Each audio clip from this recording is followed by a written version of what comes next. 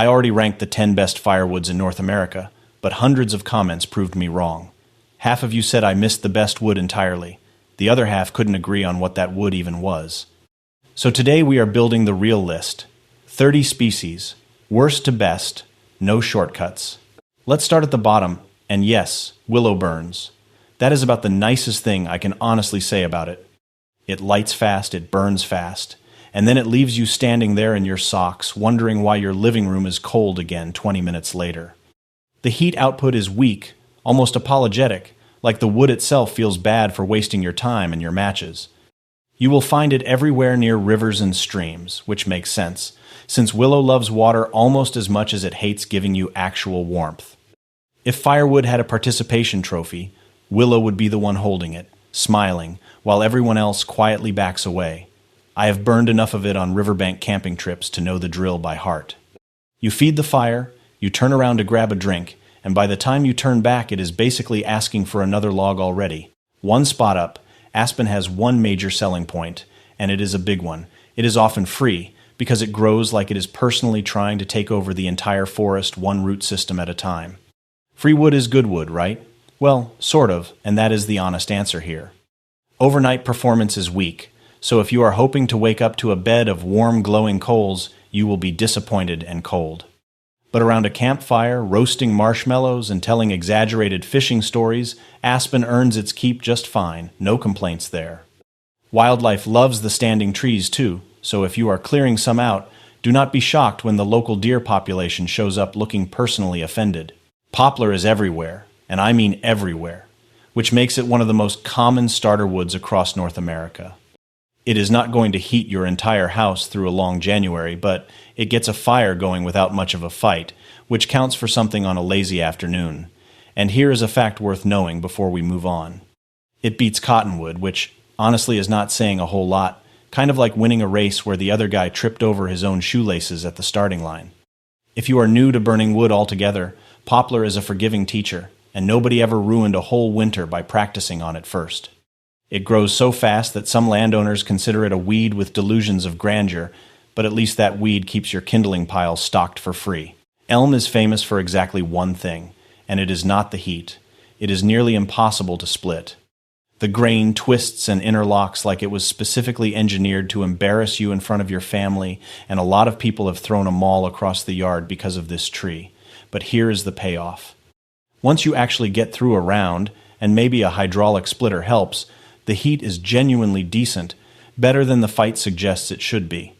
Elm is proof that some wood makes you earn every bit of warmth it gives you. Old farmers used to say if you can split elm cleanly on your first swing, you either got lucky or you are lying, and honestly, after fighting a round or two myself, I believe them. Now we start climbing into wood that actually has some personality. Cedar is fantastic kindling, honestly some of the best you will find anywhere on this list, catching flame almost the second a match touches it. It smells incredible too, that sharp, clean scent that makes your entire yard smell like a mountain cabin in October. The catch is it burns fast and hot in short, dramatic bursts, so use it to start your fire, never to sustain one. Just watch for the sparks, since cedar has a habit of popping and crackling like it is putting on its own little fireworks show. Spruce is another excellent startup wood, good at getting a fire roaring in a hurry when you are impatient and cold. But it needs to be seasoned properly, or you are going to run into real trouble down the line. Green spruce is loaded with moisture and sticky resin, and burning it wet is basically sending a formal invitation for creosote to build up in your chimney. Give it a full year under cover, split and stacked, and spruce behaves itself surprisingly well for a tree most people only associate with Christmas. Just do not expect it to carry a long overnight burn, since it is still a lighter softwood underneath all that early enthusiasm. Out in the Pacific Northwest, alder gets used constantly, almost like a regional secret handshake, and honestly, it deserves more credit than it gets anywhere else in the country. It is underrated nearly everywhere outside that corner of the map. It burns clean, splits easy, and works great during shoulder season, when you do not need a raging bonfire, just something steady to take the chill off. Smokers love it too, especially for salmon, which means this wood has probably fed more people than half the trees on this list combined. Walnut brings good heat, and a smell that is genuinely unique, kind of earthy, kind of sweet, Honestly hard to describe until you have smelled it yourself standing beside the stove. A lot of you in the comments said this one deserved way more respect than I originally gave it, and looking back, that is a fair criticism. Furniture makers pay serious money for good walnut lumber, so if you ever find a downed tree, maybe check with a local mill before you toss the whole thing into the stove. Birch is really a whole family of trees, and each type carries its own reputation around camp. Paper birch lights beautifully thanks to that oily, papery bark, practically begging for a single match to finish the job. Yellow birch burns hotter and lasts noticeably longer, a solid, all-around performer that never really disappoints. And then there is black birch, which we are going to talk about later, because trust me, it deserves its own spotlight and a proper introduction. For now, just know this much. Birch gives you fantastic kindling and one of the most beautiful flames of any wood on this entire list, orange and lively, almost showing off for the camera. Just do not stack it bark side down in wet weather, because that papery bark traps moisture underneath and rots the log faster than you would expect. Apple wood smells incredible. Seriously, like a bakery accidentally caught fire in the best possible way. It produces excellent coals, too, the deep glowing kind that hold their heat for hours after the flame itself has settled down. The only real problem is finding it in useful quantities. Apple trees are not exactly firewood farms lining the highway, so when you get your hands on a good stash, treat it like buried treasure, and do not waste a single log of it. Most of it comes from orchard pruning or old trees that finally stopped producing fruit, so building a relationship with a local orchard owner might be the smartest firewood move you ever make. Pear is rare, even rarer than apple, and the two are close cousins in almost every meaningful way. Similar density, similar heat, similar sweet smell drifting through the room when it burns. If you cook over an open flame, pear is fantastic for that too. Gentle heat, excellent aroma, the kind of wood chefs quietly hoard. Just be patient with it, because like apple, it benefits from a proper year of seasoning before it shows you what it can really do. Juniper is a regional favorite, especially out west, and once you burn a piece of it, you understand exactly why people talk about it the way they do. It burns hot, noticeably hotter than a lot of people expect from such a small, twisted tree. The smell is fantastic too, almost like incense drifting through a cabin on a cold evening.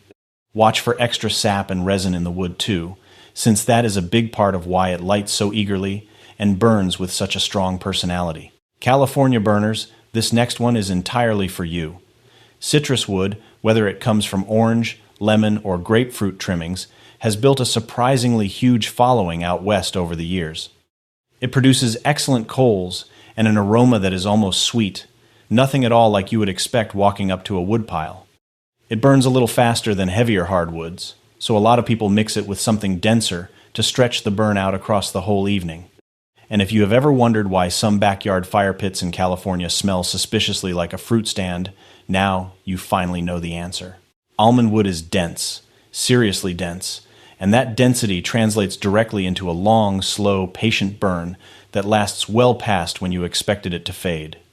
It is surprisingly hot too, hotter than its reputation suggests, mostly because most people only think of almond as food rather than fuel. Growers often pull old trees out after a couple decades once production slows down, which means a fresh supply of premium firewood shows up on a schedule most people never even notice. Pecan is one of those rare woods that pulls double duty without breaking a sweat.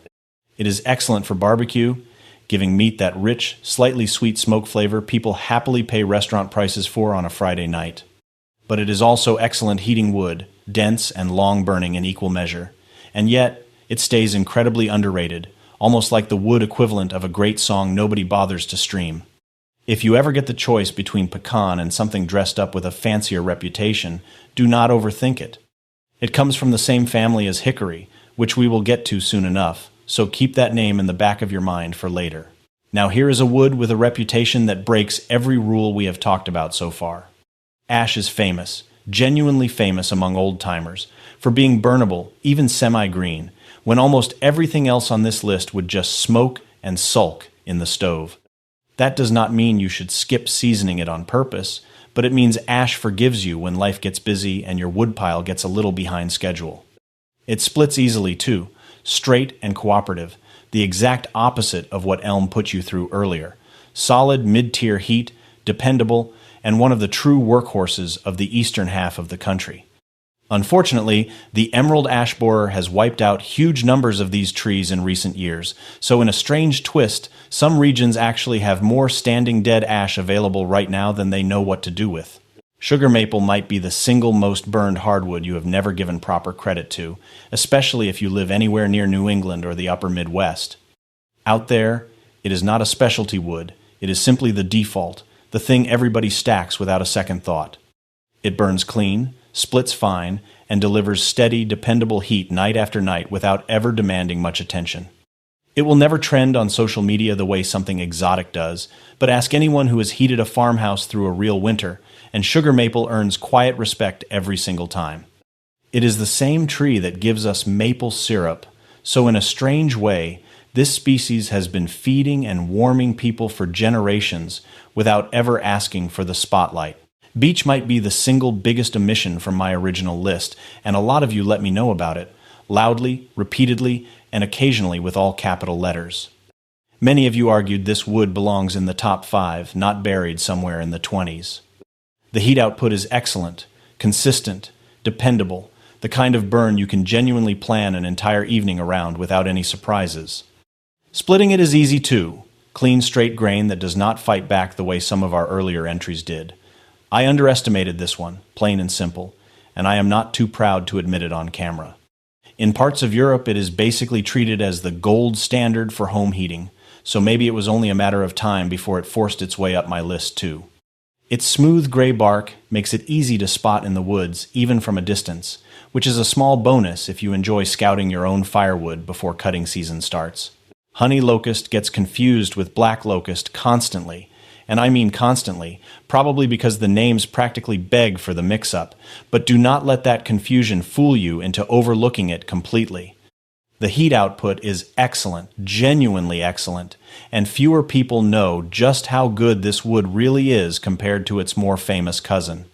It is basically the underappreciated sibling standing quietly in the shadow of a more famous name at every family gathering.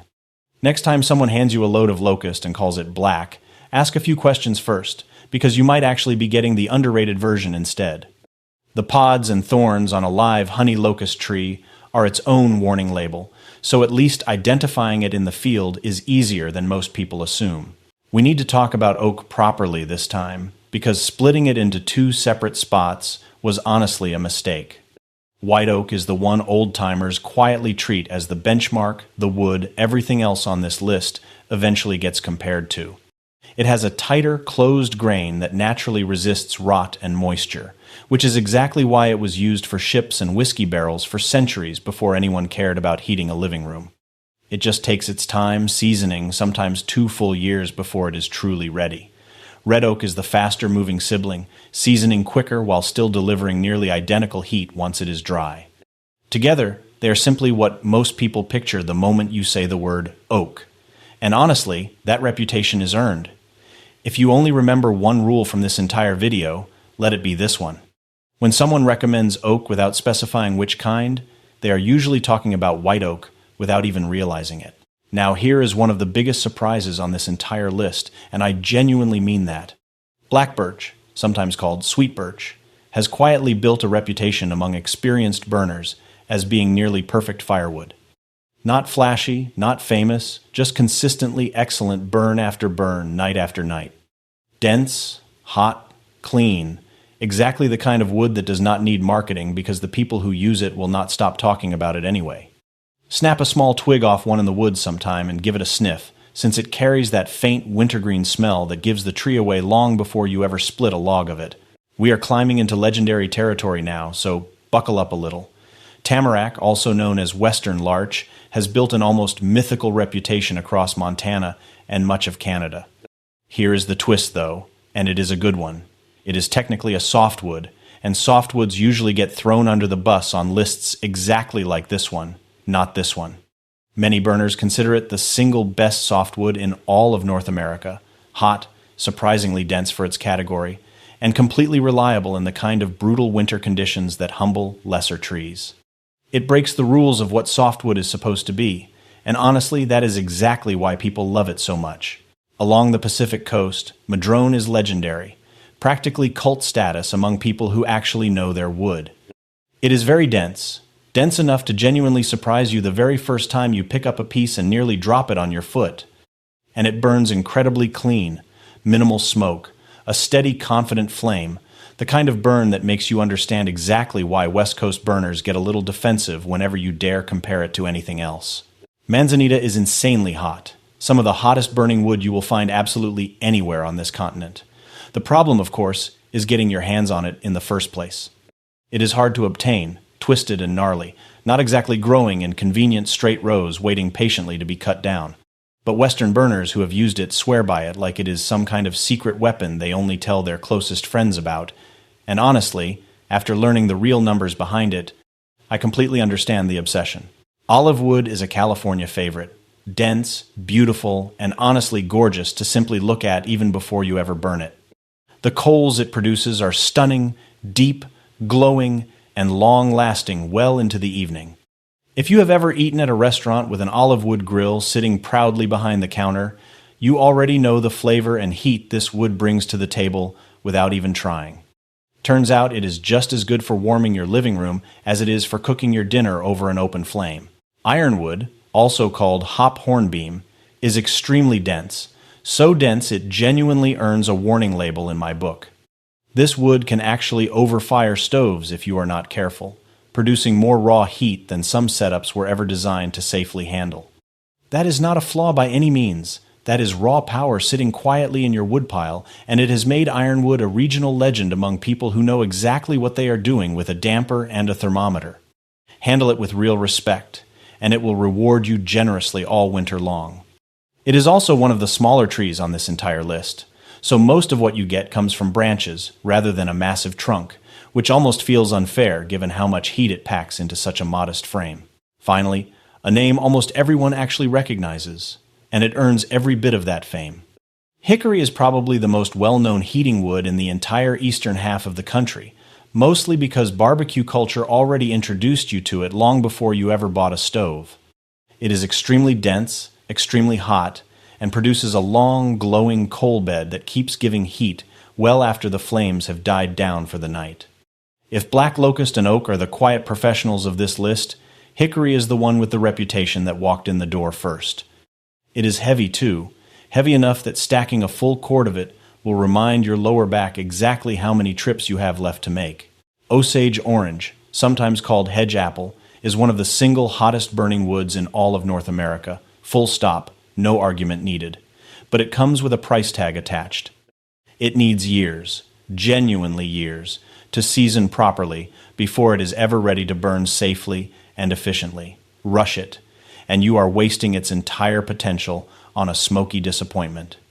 Wait it out patiently, and you get a wood with an almost mythical reputation among serious burners, the kind of wood people talk about the same way car enthusiasts talk about a rare engine under the hood. It throws sparks aggressively too, so a good screen on your fireplace is not optional, it is mandatory. Mountain mahogany is little known outside a small, dedicated circle of burners, but do not let that fool you for a second.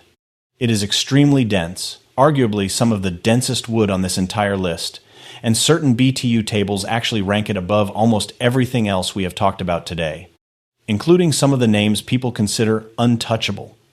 That single fact alone has created a huge curiosity factor among burners who track this stuff obsessively, spreadsheets and all. It might just be the best wood most people have genuinely never heard of, and now, thanks to a few hundred stubborn comments, you have. It is dense enough that a piece can actually sink in water, which is a fun party trick if your parties involve firewood, and honestly, mine sometimes do. And here we are, right back at the top, my original champion, black locust. So why does it still hold the crown after everything we just covered together? Because so many of you keep choosing it over everything else, year after year, season after season, without a single ounce of hesitation. It burns hot, it burns long, it splits reasonably well once it is properly seasoned, and most importantly, you can actually find it without driving 3 states over. Now, if we completely ignored availability, mountain mahogany or Osage orange might genuinely compete for the top spot, and I will not pretend otherwise. But firewood is not just about raw numbers sitting on some chart in a forestry textbook. It is about what you can realistically get your hands on and burn all winter long without going broke or losing your mind. And for that simple reason, black locust remains my number one, and probably yours too. So that is the real list. All 30 species, corrected, expanded, and honestly a lot more interesting than my first attempt ever was. Instead of asking you the usual question about your favorite firewood, I want to ask something a little stronger. I could not fit every single species into one video, so tell me, what is the best firewood in your area that almost nobody outside your region has ever even heard of? Drop it in the comments because apparently that is exactly where the best information has been hiding all along.